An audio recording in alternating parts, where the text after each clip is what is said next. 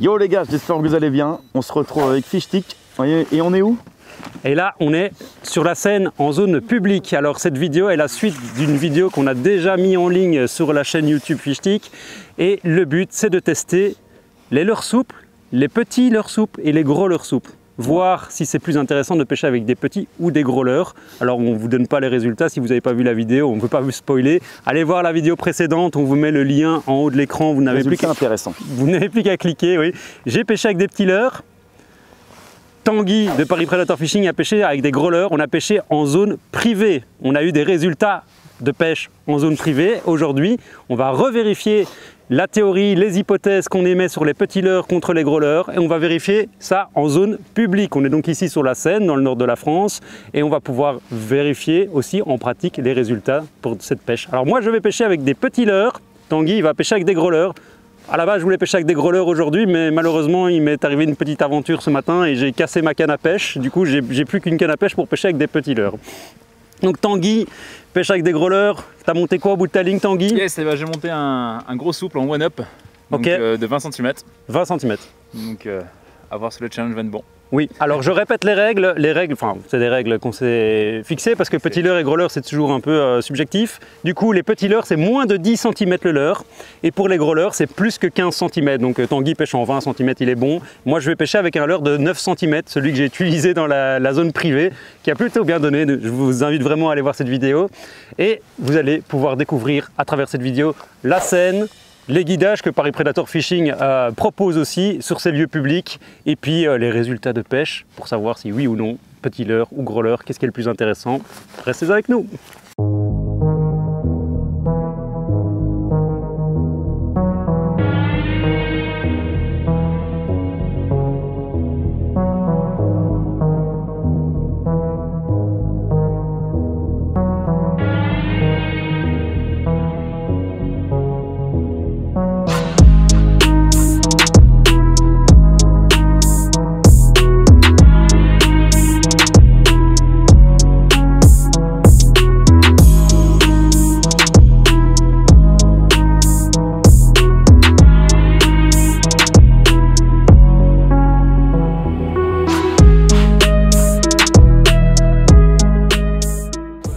C'est beaucoup des brochets ici? Non, non. T'as tout broché sans te Parce que moi je suis au bas de l'Ignacier quand même là. Donc je me dis au moins je me ferai pas couper. Je pense qu'il y a quand même une plus grosse population, il y a du broc à fond ici, là pour moi sur le secteur il y a beaucoup de broc. Donc je vais rester avec les bas de l'Ignacier. Il y a de la perche après. Beaucoup plus qu'on peut le penser je pense. Je pense. Ouais. Hier tu étais en 10 grammes? Ou 7? 10? Ouais, dès que tu as du courant tu passes en 10. Ça sent le brochet de 30 cm. Comme hier. Mais l'eau elle est tellement claire. Ouais. Alors on est dans cette zone-ci, il y a la pêche de bordure qui est intéressante.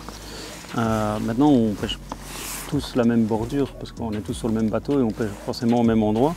Donc moi je vais pêcher un petit peu à la verticale du bateau, on est juste derrière la cassure, on voit qu'il y a des caillasses et des rochers dans le fond, donc c'est probablement des bonnes zones de pêche aussi. Moi je vais pêcher à la verticale, je vais mettre un leurre finesse.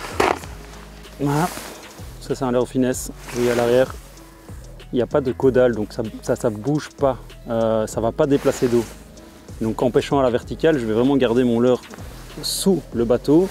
J'utilise des têtes de ce genre là, des têtes tombées qui sont pointues, qui vont permettre de briser l'eau et le courant. Je vais vraiment pouvoir rester à l'aplomb du bateau. Quand on utilise des têtes rondes, il va avoir tendance à l'eau va pousser dessus et il va aller le reculer. Moi je veux vraiment rester linéaire sous le bateau, pouvoir animer, monter mon leurre, redescendre sur le fond, voir là où il y a des cailloux avec l'éco-sondeur, passer au-dessus du caillou, redescendre derrière le caillou.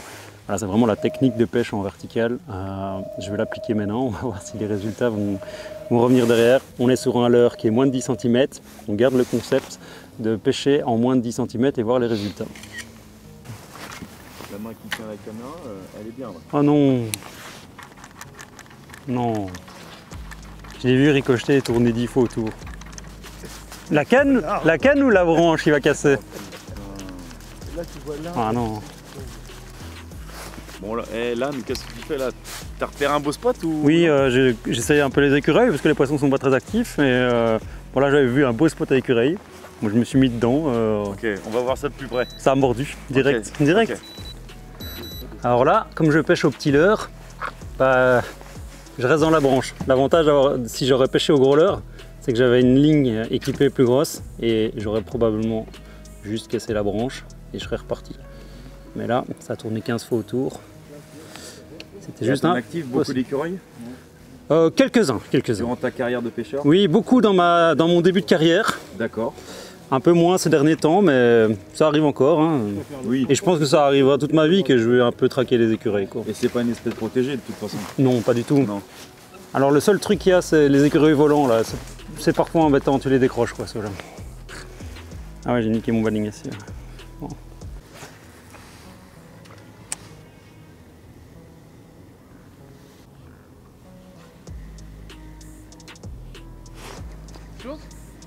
Poisson? Ça a l'air. Ouais. Ça a l'air d'être poisson, ouais. Ah oui. Ah oui, joli. Broc, c'est brochet. Come on! Allez, après les écureuils, le brochet.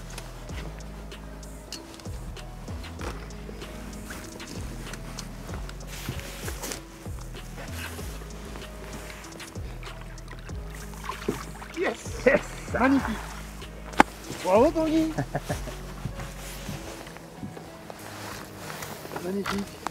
Premier poisson au Premier bateau. poisson.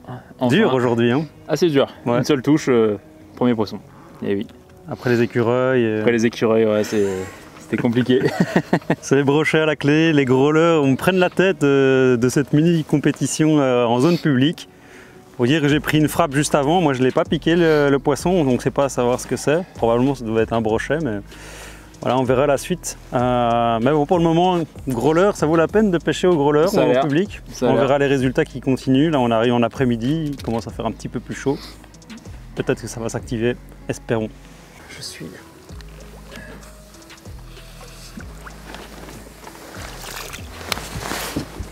Yes.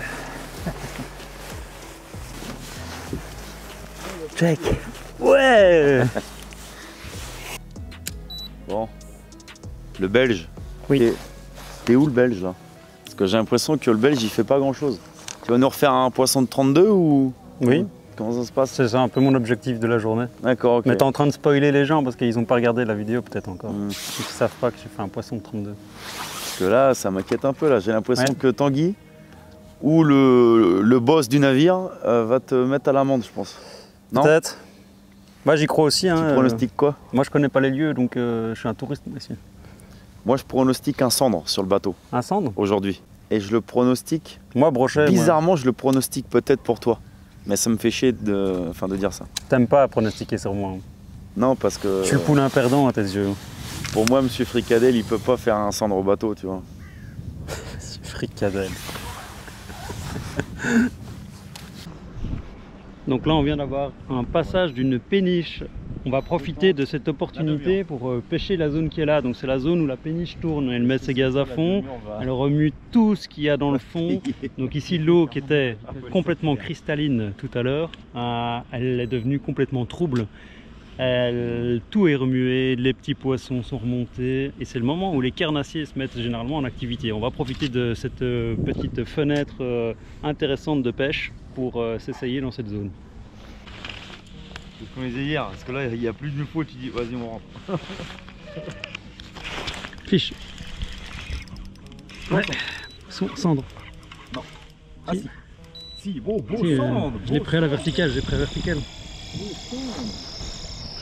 Ouais, beau poisson là. On a bien fait de bouger, on a bien réagi les gars avec cette péniche. Venir sur cette zone qui sentait le cendre à mort.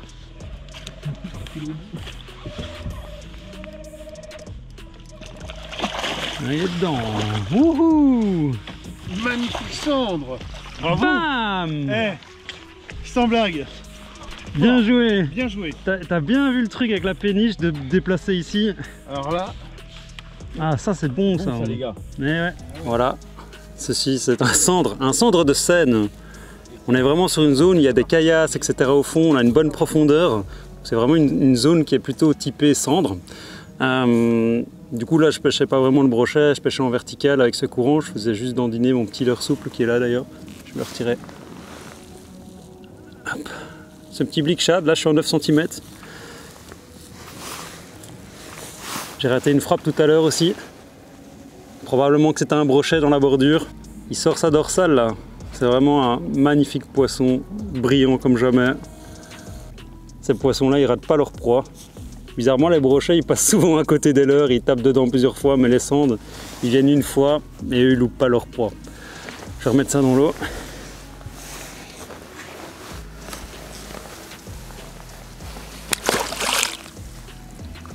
Allez mon beau.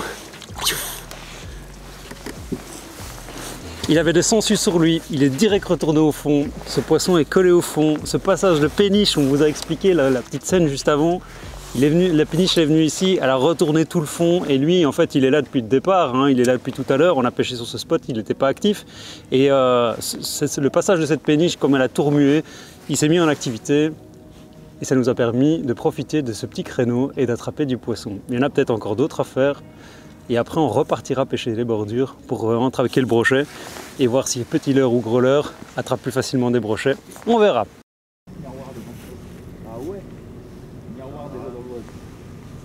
Ah ouais, non, mais je suis d'accord. 20 kg dans le voile. Même les cocos, C'est très rare, ouais. C'est pas de gros poissons, c'est rare. ouais, c'est gros poissons, mais... C'est des big shops. Chut, arrête le moto. Il m'a frappé le leurre, Il était énorme, c'est des gros chubs. Il m'a tapé le leurre. Ah ouais. Regarde, tout est vu, regarde. Ouais. Ou alors c'est des... Non, il m'a frappé le leurre, je l'ai pas piqué, mais il a tapé dedans, gueule ouverte. Putain, c'est dommage que je l'ai raté, il était énorme, les gars, mais vraiment énorme. Hein. Je crois plus que 60. Hein. Ah ouais. Ah ouais. Sa gueule, c'était ça. Est-ce que j'ai touché un poisson ou est-ce qu'il s'est venu? Ah. Ah oui, ça sent le broc, Ah non.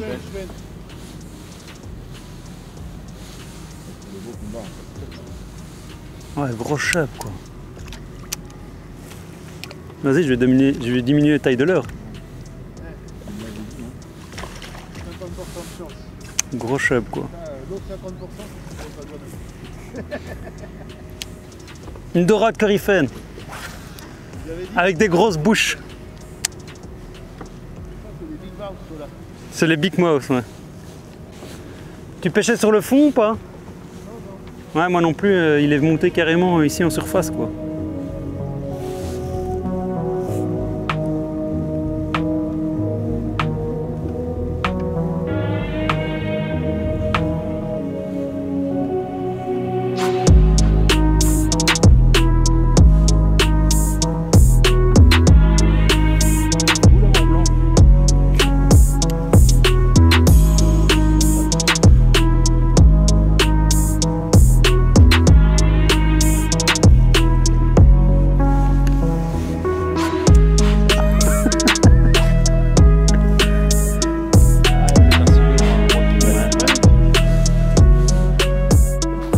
Et bien voilà, on clôture cette expérience et on clôture cette vidéo.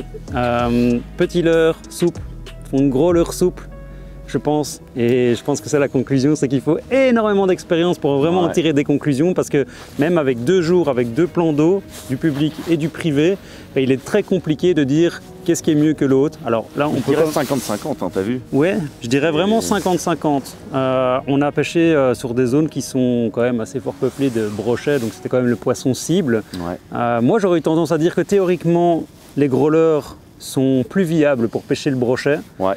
Maintenant, le nombre de touches était quand même non négligeable avec des petits leurres. Mais plus cendres et petits poissons. En fait, le truc, c'est que tu brosses plus d'espèces. Enfin, plus de taille, donc plus... J'ai raté un chevenne aussi, donc Richard a pêché avec des plus petits leurres aussi, il a touché un chevenne. Tanguy, lui, il est plus focalisé sur de la grosse proie, donc moins de touches. C'est normal en fait d'un côté. Mais il n'a pas fait moins de touches. Ouais. C'est ça qu'il faut retenir parce qu'en traquant le brochet, je pense qu'il ne faut pas hésiter. Et ça, c'est probablement un des conseils que nous pouvons vous donner, c'est que pour pêcher le brochet, n'hésitez pas à monter plus haut en taille de leurre.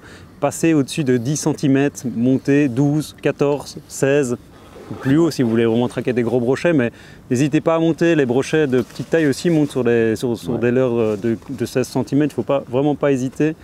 Pour les petits leurres, ça dépend de ce que vous recherchez. Si vous recherchez de la touche, n'hésitez pas à prendre des petits leurres. Maintenant, vous allez prendre des petits poissons. Regardez, moi j'ai pris des poissons, donc j'ai jamais l'habitude de toucher. Des brochets de 30 cm là, que j'avais fait hier. Aujourd'hui, j'ai pris une frappe, donc j'aurais dû prendre un brochet si c'était piqué. J'ai raté un très beau cendre. J'ai raté un chevenne et j'ai pris un cendre. Mais des cendres avec des gros leurres, comme Tanguy utilisait, on n'aurait pas su capturer probablement un centre. Donc voilà, j'espère que cette petite expérience de 2 jours vous a plu. N'hésitez pas à lâcher un like pour le loup pescadou qui a tenu la caméra pendant 2 jours, pour le concept. Et si vous voulez qu'on réutilise d'autres concepts comme ça, de tests, d'expériences, n'hésitez pas à mettre des commentaires. N'hésitez pas à vous abonner pour suivre la suite des épisodes chez Fishtik. Et nous, ici, tous sur le bateau, avec l'équipe de Paris Predator Fishing qui a joué le jeu, on vous dit tous au revoir. Ciao. Salut les gars, ciao.